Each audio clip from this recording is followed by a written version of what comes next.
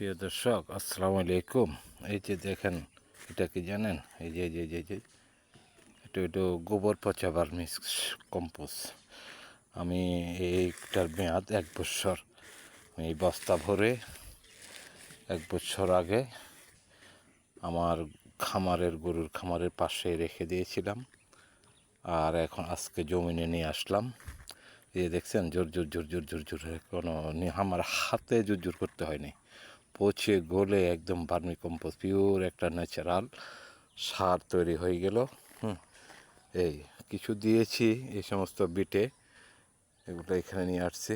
তো আমি এবছর সম্পূর্ণ ভার্মি কম্পোস্টের মাধ্যমে, জৈব সারের মাধ্যমে আমার এই 5 শতক জমি পরীক্ষামূলক বিভিন্ন ধরনের শাকসবজি ফলমূল করব।